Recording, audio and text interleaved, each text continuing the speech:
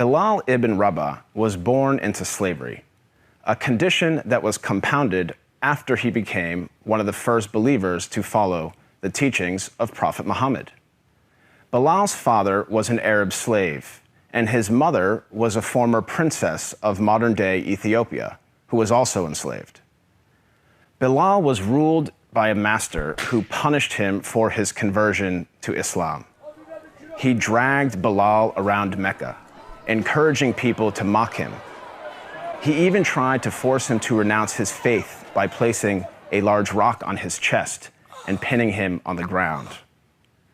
But far from renouncing his faith, Bilal showed a defiance and strength in the face of persecution and violence.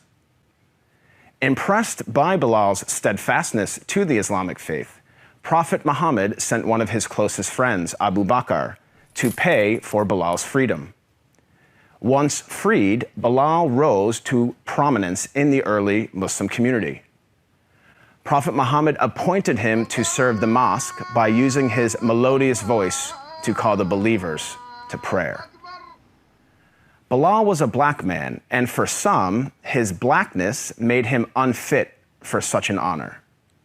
On one occasion, a companion of the Prophet, a man named Abu Dar, disparagingly said to Bilal, "You son of a black woman." This drew a swift rebuke from Prophet Muhammad. "Are you taunting him about his black mother?" asked the Prophet.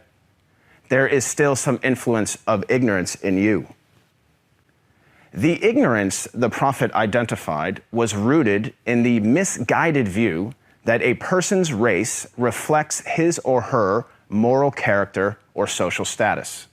In fact, the Prophet's message of racial equality stood in stark contrast to the prevalent racial animosities of 7th century Arabia. Scholars refer to the period prior to the advent of Islam as Jahiliyyah, a time of ignorance, which included racism. Arguably, Prophet Muhammad was the first person in human history to declare, in no uncertain terms, that no person is above another by virtue of race or ethnicity. This declaration is crystallized in one of the Prophet's notable speeches, his last sermon, as it is known, which was delivered on Mount Arafat in 632 AD. In that sermon, the Prophet unequivocally condemned racism when he said, "All mankind is descended from Adam and Eve. An Arab has no superiority over a non-Arab, and a non-Arab has no superiority over an Arab.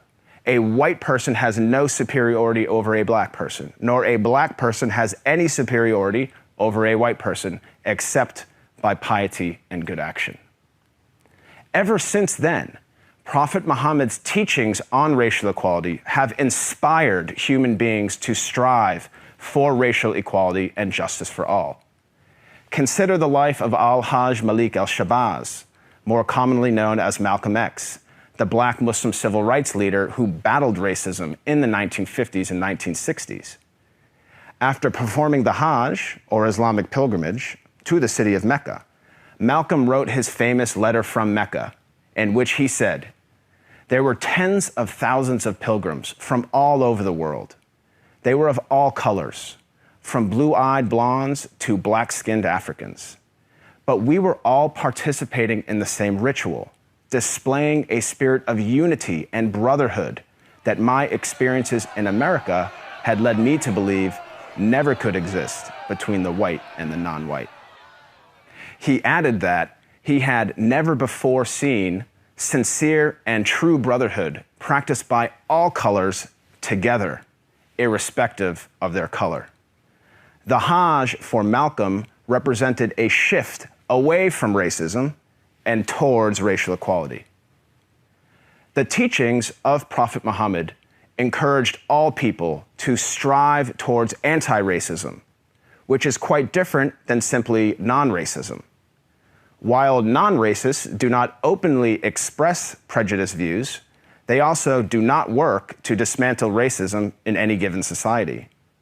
The Prophet of Islam actively challenged and dismantled the covert, the overt, and the systematic racism around him.